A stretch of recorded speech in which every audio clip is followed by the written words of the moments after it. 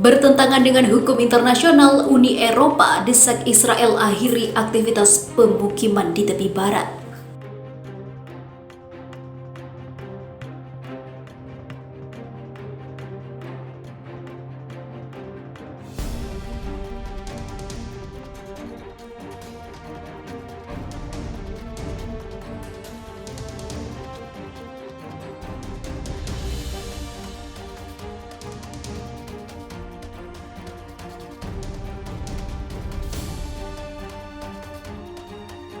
Salah satu konflik di kawasan Timur Tengah yang melibatkan Israel dengan Palestina hingga saat ini masih berlanjut. Konflik tersebut tak pernah luput dari perhatian masyarakat dunia. Sebelumnya, Israel terus memperluas wilayahnya di tepi barat yang merupakan wilayah kedaulatan Palestina. Terbaru, Uni Eropa meminta Israel untuk mengakhiri semua aktivitas pemukiman di wilayah pendudukan tepi barat pada Minggu 17 Januari 2021 waktu setempat. Keputusan terbaru Israel untuk memajukan rencana perseteruan dan pembangunan hampir 800 unit pemukiman baru di tepi barat bertentangan dengan hukum internasional dan selanjutnya merusak prospek solusi dua negara yang layak, kata juru bicara urusan luar negeri Komisi Eropa seperti dikutip oleh pikiranrakyat.com dari Anadolu Agency. Pernyataan itu mendesak otoritas Israel untuk menangguhkan proses penawaran untuk pembangunan unit perumahan baru di Kifat Hamatos. Menurut pernyataan itu, langkah ini merusak perkembangan positif dari perjanjian normalisasi antara Israel dan sejumlah negara Arab.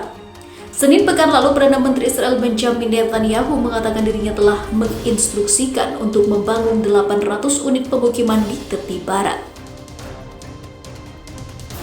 Otoritas Israel menyetujui pembangunan 530 unit pemukiman baru di wilayah pendudukan Yerusalem Timur pada Rabu kemarin. Didorong oleh apa yang disebut kesepakatan abad ini oleh Presiden Amerika Serikat yang lalu, Donald Trump. Netanyahu mengumumkan pada Mei bahwa pemerintahannya akan secara resmi mencaplok lembah Jordan dan semua blok pemukiman di tepi barat. Tepi barat termasuk Yerusalem Timur dipandang sebagai wilayah pendudukan menurut hukum internasional sehingga membuat semua pemukiman Yahudi di sana serta aneksasi yang direncanakan merupakan ilegal. Seperti Turki dan sebagian besar komunitas internasional, Uni Eropa tidak mengakui kedaulatan Israel atas wilayah yang didudukinya sejak 1967. Uni Eropa telah berulang kali meminta Israel untuk mengakhiri semua aktivitas pemukiman dan membongkar yang sudah dibangun sejak tahun 2001 itu.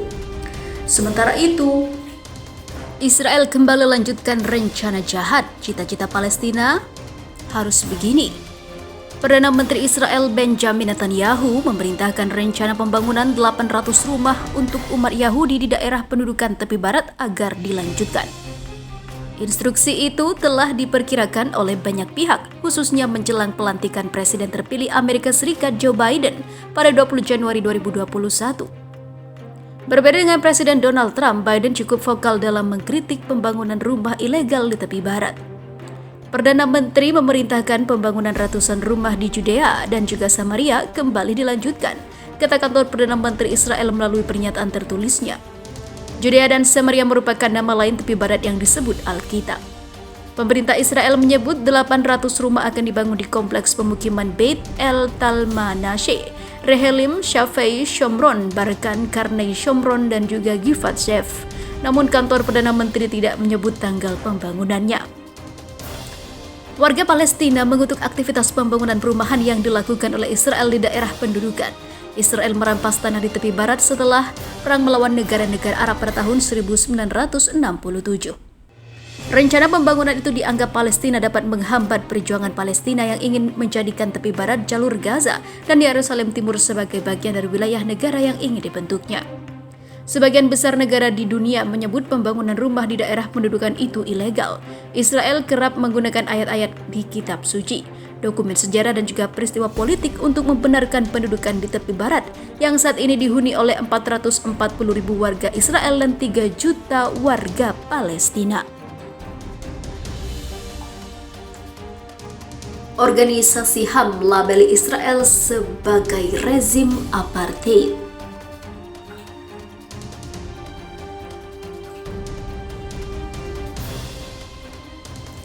Organisasi B'Tselem mencatat warga Palestina yang hidup di bawah kontrol Israel memiliki hak yang lebih sedikit ketimbang bangsa Yahudi. Ini bukanlah demokrasi ditambah pendudukan, ini adalah sistem apartheid di antara Sungai Yordan dan Laut Tengah, kata Direktur Organisasi Hagai Elad. Bahwa sebuah organisasi ternama di Israel mengadopsi istilah yang selama ini dianggap tabu itu dinilai mengindikasikan pergeseran dalam diskursus nasional tentang pendudukan separuh abad terhadap Palestina. Ketika harapan atas solusi dua negara semakin meredup, Peter Beinart, seorang tokoh Yahudi Amerika, sempat memicu kontroversi serupa tahun lalu ketika mengusulkan sebuah negara binasional dengan kesetaraan hak bagi Yahudi dan warga Palestina. Israel selama ini membanggakan diri sebagai negara demokrasi di Timur Tengah, di mana warga Palestina yang mewakili 20% populasi menikmati kesetaraan hak. Namun begitu sebagian warga Palestina tetap terdaftar sebagai penduduk bukan warga negara dengan hak pilih. B'Tselem berdalih dengan memecah belah dan secara tidak langsung menguasai wilayah Palestina, Israel menutupi realita bahwa sekitar 7 juta warga Yahudi dan 7 juta bangsa Palestina hidup di bawah satu sistem dengan ketimpangan yang besar. Intinya adalah tidak ada satu titik pun di antara sungai dan laut di mana warga Palestina menikmati kesetaraan hak dengan warga Yahudi, kata Al-Ed. Pendudukan tapi bukan apartheid.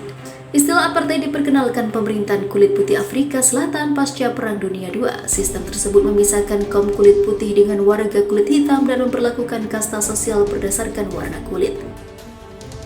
Mahkamah Kriminal Internasional mendefinisikan apartheid sebagai sebuah rezim operasi dan dominasi secara sistematik oleh satu kelompok ras.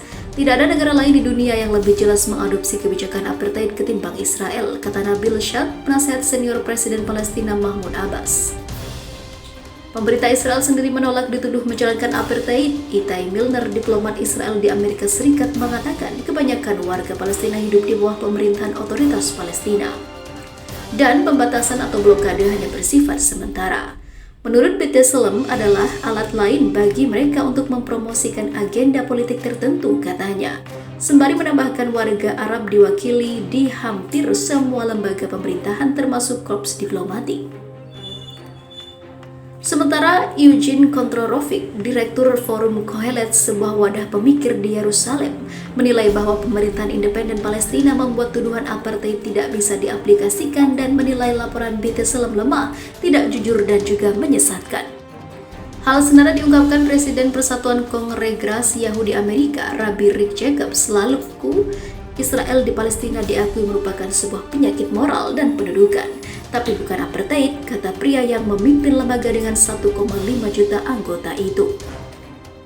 Bagi banyak pihak di dunia internasional, ungkapan itu diiringi keyakinan bahwa Israel tidak berhak untuk eksis, kata dia. Jika tuduhannya adalah apartheid, maka itu bukan cuma kritik yang tajam, tetapi kritik yang mengancam eksistensinya.